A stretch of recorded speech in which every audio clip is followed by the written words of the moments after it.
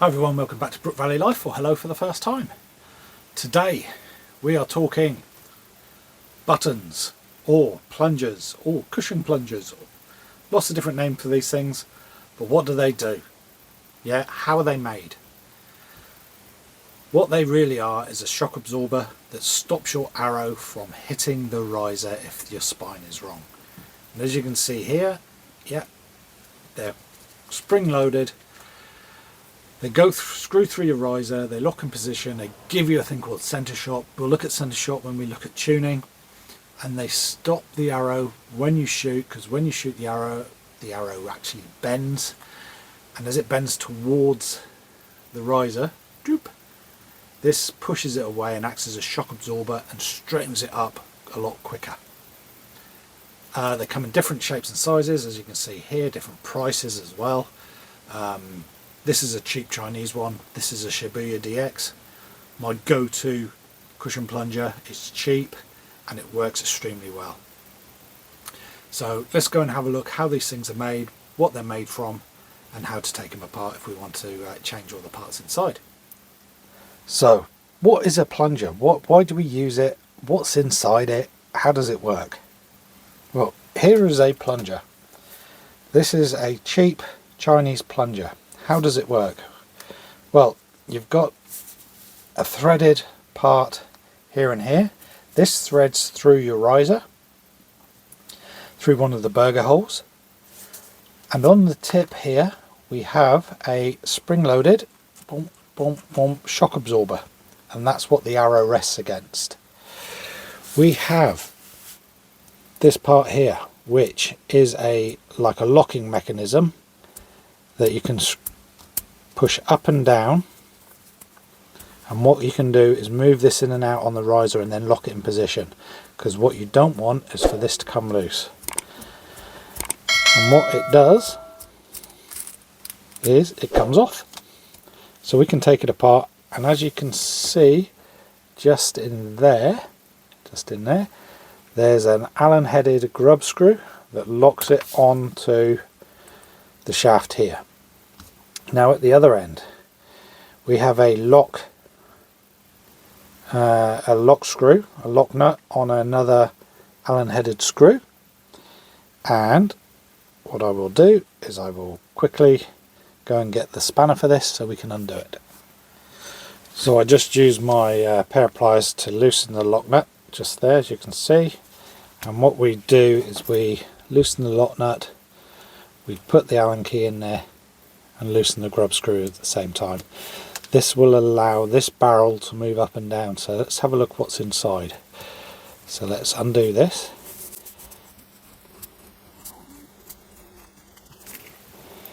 And what we've got inside is will it come out? There we go. So we've got a backing plunger. You have a spring, and in the end you have the plunger that the arrow rests against. And that is it. That is all a plunger is made from.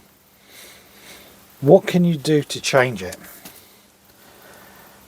Major, you can change this spring out and put a lighter or heavier spring in, depending on the spine of arrow you're shooting. It will depend on how much it's going to bend or how little it's going to bend. The lighter the bow, lighter the draw weight, the softer the spring you need. The heavier the bow and the more spine you're shooting, the harder the spring. Because what happens is when the arrow fires, it bends the arrow pushes against the plunger, and this pushes back out again. It acts like a shock absorber. This is all to do with how the arrow bends, and yeah, what you don't want is the arrow to hit the riser, because if that happens you'll either damage your arrow, or worst case scenario you'll break it, because an arrow can bend. So let's have a look. Yeah, when it shoots it does that, and it pushes against the side of your riser. If there is your plunger there, it holds it off the riser and tries to straighten it up, and the arrow goes around the riser Recurve bows are pretty weird when it comes to shooting, because of a thing called archer's paradox, and you're always shooting away from the target and the arrow actually bends and then comes in line with it. So that is it. There's not a lot to a plunger. And putting them back together, and all these parts you can usually buy spare parts for. So one goes in there, bit goes there, the backing bit goes in, this goes back inside, you screw it back up, and you'll notice it's got little grooves on it. So as you screw it up, you can actually catch in those grooves, and as you move your thing you can click it around and measure off here how far in and out you go. So what we're going to do is just put it in, screw down your rub screw just so it's tight, tighten it off. There we go, so that shouldn't move anymore, that's tight. And then we have our locking screw, don't want to cross thread it.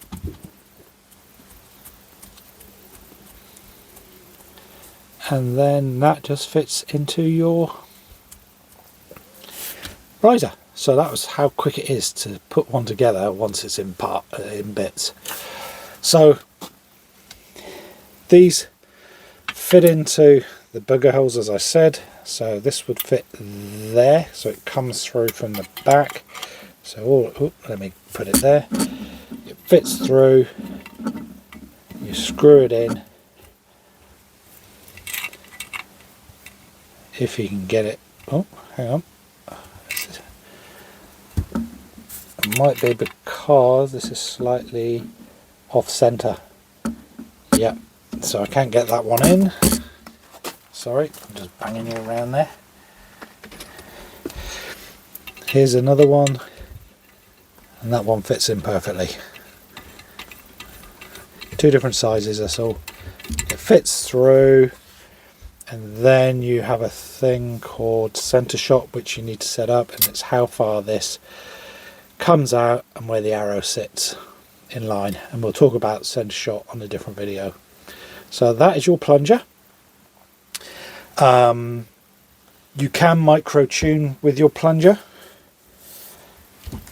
They say micro tune, but it is very, very little. You can either increase or decrease the string, but the main thing with that is getting your center shot right. And when we tune our bow, we'll talk about center shot.